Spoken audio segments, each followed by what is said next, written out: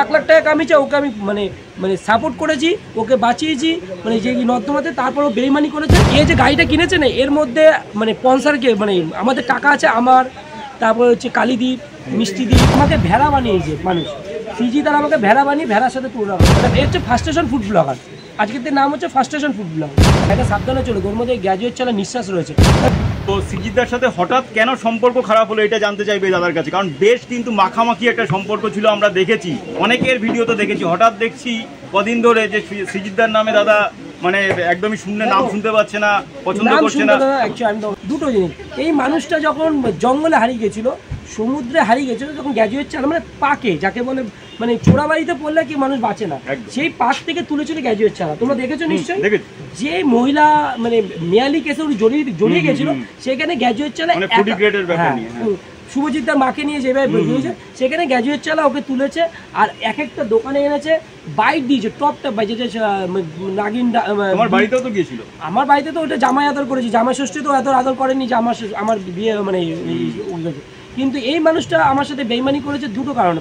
এই মানুষগুলো মানে সুবিধাবাদী মানুষ, মানে যেইখানে মানে সুবিধা সেখানে এই মানুষগুলো আছে। কেন এরা পর উপকারী না, এরা পর ক্ষতিকারক লোক। কারণ কিছুদিন আগে আমাকে খুব ভালোবাসতো, এখন হচ্ছে উজ্জ্বলদা, আর হচ্ছে লখনৌ বিরিয়ানি, আর হচ্ছে এখন হচ্ছে প্রিয় লোক হচ্ছে পোলাও। যার কাছে স্বার্থ আছে সেখানে স্বার্থ আছে, আমার স্বার্থ মিটে গেছে।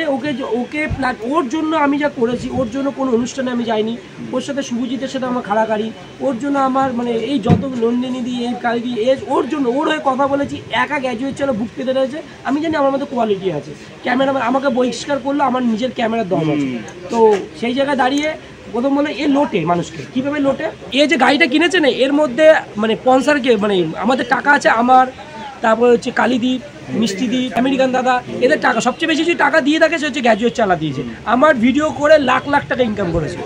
আমার এক একটা ভিডিও যা গেছে মিলিয়ন গেছে, আর একটা মিলিয়নে গেলে 1 মিলিয়নে 20,000 টাকা, 18 থেকে 20,000 টাকা 1 মিলিয়নে যায়, তো US ডলার। সেখানে ও লাখ লাখ টাকা কামিয়েছে, ওকে আমি মানে মানে সাপোর্ট করেছি, ওকে বাঁচিয়েছি, মানে যে নর্দমাতে, তারপরও বেইমানি করেছে। বেইমানি কী করেছে, বর্ধমান থেকে একটা প্রমোশন এসছে, ধরো তোমার কাছে আমার সাথে তুমি একটা প্রমোশন এসছে, সেই প্রমোশনে একজন বলছে তুমি বিরিয়ানি অ্যাড করবে কত টাকা নেবে, আমি বলছি 10,000 টাকা নেবো, আমরা দুজন গিয়েই করবো শীত। তারপর তোমাকে আমি কনফারেন্সে নিয়েছি, তুমি ধরো সিজি কনফারেন্সে নিয়েছি, তোমাকে তুমি বললে যে আমার তো একাই 10,000 টাকা লাগবে, আমি তো বোকা হয়ে গেলাম। তাহলে আমাকে বলে গ্র্যাজুয়েট চাল তোমার রেট কথা, আমি বলি একটা বিরিয়ানি তখন কত টাকা এফোর্ড করতে পারে, তাই আমি মুখে লজ্জা বলছি আপনি আমার 5,000 টাকা দেবেন। এইবার তাও মেনে নিলাম, তোমাকে 10,000 টাকা দেবো, তুমি কি আমার ডিল, তুমি কি কনফারেন্স কলে বলতে পারো যে ফোনপে নাম্বারটা দিয়ে দিচ্ছি, এই অ্যাকাউন্টে টাকাটা পাঠিয়ে দিন। তাহলে কতটা ছোটো মানসিকতা। আর কিছু ফুড ব্লগার আমি দেখলাম যে খেয়ে টাকা দেয় না, এর মধ্যে কিছু ফুড ব্লগার নাম আমি বলছি সত্যি খেয়ে টাকা দেয় না তারা, তার জন্য ফুড ব্লগারদের নাম আছে বাজে হয়ে গেছে।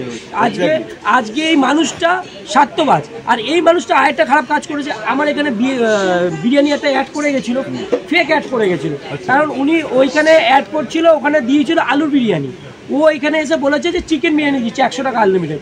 সেখানে মানুষ যাচ্ছে, পাচ্ছে না কাস্টমারতে, আমার এখানে দোকানে এসে রিপোর্ট করে যাচ্ছে, আমাকে ভেড়া বানিয়েছে মানুষ। সিজি তারা আমাকে ভেড়া বানিয়ে ভেড়ার সাথে তুলনা করেছে।